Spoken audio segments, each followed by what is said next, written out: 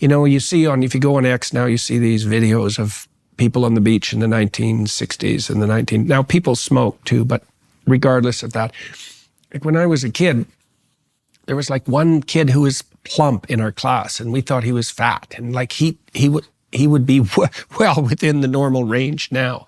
And so I went home to my hometown, Fairview, last Christmas, and I went to see a hockey game, 17-year-old hockey players, Hockey players are in pretty good shape. Hockey's a hard game. It's very aerobically demanding.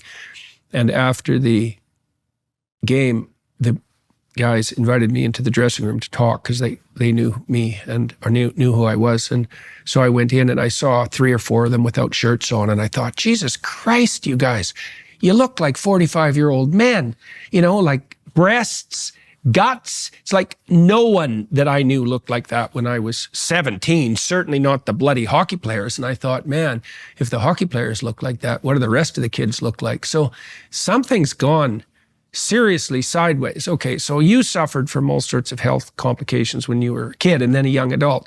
So that's very reminiscent of my daughter, by the way, as you know. Mm-hmm. And you started perusing the scientific literature. You had a little bit of background in that because of your preparation as a debater. Yeah. And so you had to teach yourself, at least to some degree, to think like a scientist, right, which is to contrast the evidence, to learn to read the journals as well, which is not a simple matter. Most scientists can't read the journals. So, yeah, okay. And then you had this bout with appendicitis. And so, okay, let's continue on from there. So, I continued working on in the corporate world, and I remember having this really terrible boss, and he was so bad that I started not being able to sleep at night. I started to get very fearful of, just going to work, and it was becoming an issue. He was very aggressive, and in the way he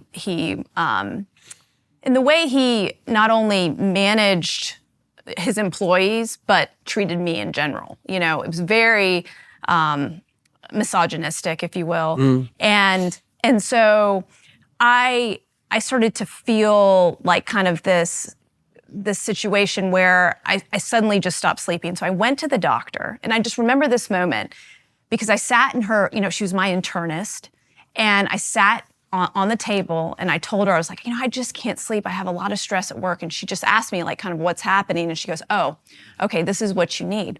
You need Ambien, you need Xanax, and you need starts with a C. It's an antidepressant. Starts with a C. I can't remember the name of it. But, and I said, wait a minute, like really? Like you want me to take these 3 drugs? And I was so trusting of my doctor and so trusting of the medical system that I took those drugs to get through that time period, when she should have just been saying, hey, Vonnie, why don't you quit your job? You're 25 years old. Like, why don't you quit your job, right? Why don't you go look for another job? You don't need to take this mistreatment from this dude because you're making a big paycheck. Like, go find another job, right? But this is kind of where I think the rubber meets the road for me when I was going through that period, because that's really where my... Cymbalta? Cymbalta. That's it. Thank you. I was like, it starts with a C. Cymbalta, yeah. And it was around that time where I said, I don't need to be on these drugs. They were, first of all, making me completely numb and crazy, right? I suddenly was laying on the couch all day, not doing anything, right? And it was that moment that I just said, these drugs aren't for me. I need to get off these drugs, but I don't know how to do it. I found a integrative psychiatrist that also practices acupuncture, and she helped me get off of it. And I started learning about natural foods, and I started learning about real food. And I started learning about food in a way that I had never known before, in terms of I started looking at ingredient labels of things that I had been eating most of my life, and I became horrified because I realized that they were man-made chemicals invented for one sole purpose, which was to improve the bottom line of the food industry, not improve my health. And so I was eating this like science experiment no wonder I didn't feel good, right? And I'd gained the weight and ended up in the hospital with appendicitis, but also didn't even have any other mechanism to get through a stressful time. The only option I was given from my doctor was, here you go, is, all of these different, brain altering medications. And it wasn't until I made the connection that you can actually get through stressful times through meditation, through sleeping well, through, eating well, from getting off of processed foods that actually make it very hard to think clearly. And as soon as I changed my diet from a processed food diet to a real food diet, things from earth, basic meats, cheeses, fruits, vegetables, nuts, and seeds, when I did that, everything changed. I lost all the weight. I went off 9 prescription drugs. I started to look completely different, to the point where my friends and my family around me couldn't believe the remarkable transformation, to the point where one of my aunts joked with one of my cousins, did she have some work done? Mm-hmm. And how long did that take? It took a period of 2 to 3 years.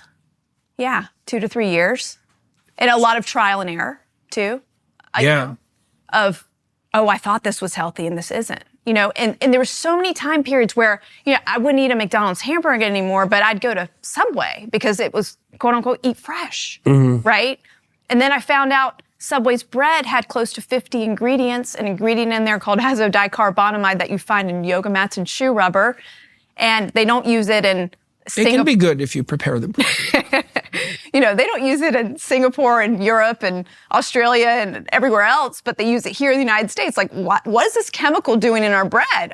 Why do they do that? I mean, look, Europe is very overregulated, right?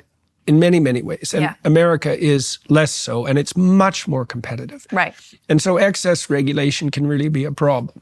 And now I know that has to be differentiated, and I'm not taking issue with the case that you're making, but I'm also curious. It's like, if they're selling these products in Europe and in Canada, and they're free of, what would you say, chemicals that whose utility people have questioned elsewhere, why do they continue to do it in the US? Like, what difference does it make fundamentally?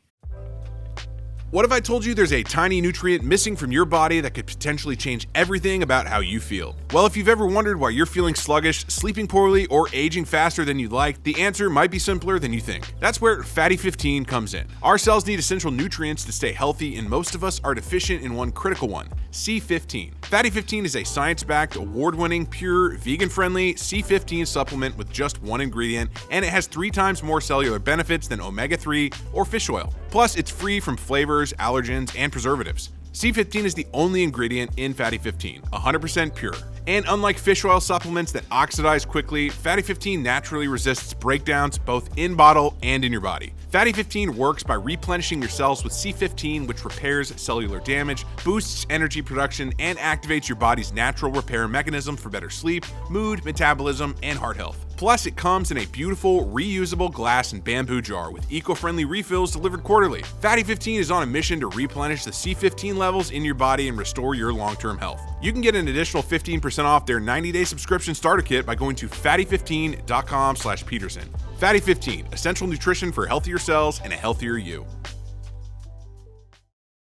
Fundamentally, for the food companies, it makes them more money because it's cheaper to use a chemical additive made from petroleum or coal tar or some other substance than to eat real food.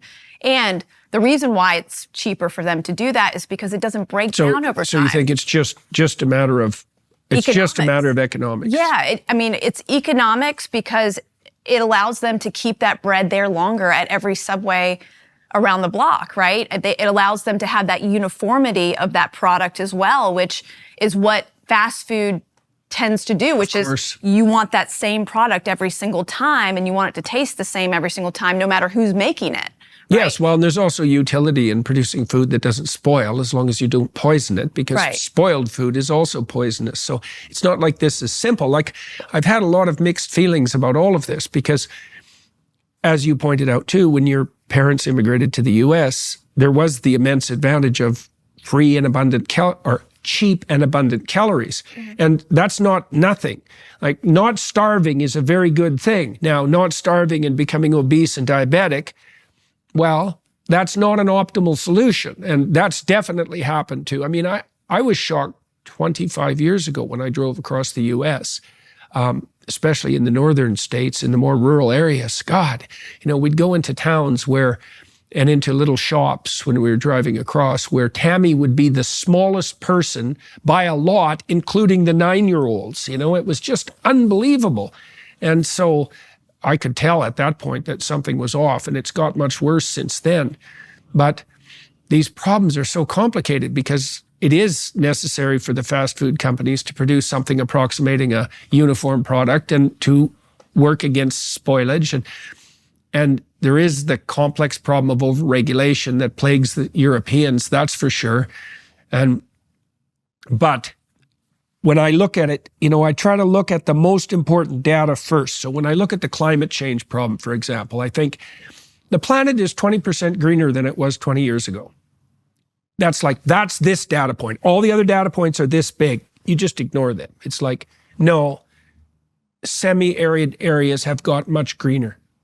That's the end of the argument, as far as I'm concerned. And then with the health thing, it's like, well, everybody's fat and diabetic. Everybody, virtually. Yeah. For example, this is a terrible thing. So, when they measure your blood sugar, they adjust the blood sugar norms by age. Yeah. Well, this is a terrible thing because it means that when you're 40 and you get your blood sugar tested, you're normal. But if you were 20, you'd be diabetic. So what does that mean? It means you're diabetic. Yeah. Right? Because you shouldn't age norm that particular measurement. And so that's terrible. And you undoubtedly do know, insulin resistance is a disaster, and too much sugar is really hard on people. That's why diabetics lose their limbs.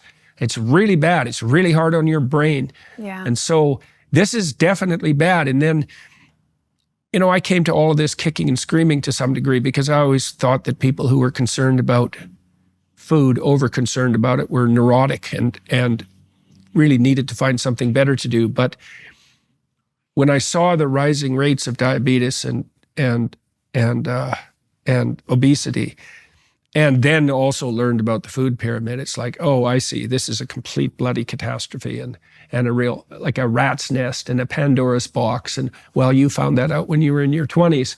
All right, so what did you conclude? Like, what did you you changed your diet, and then that's a personal thing. Yeah, yeah. And so then I couldn't.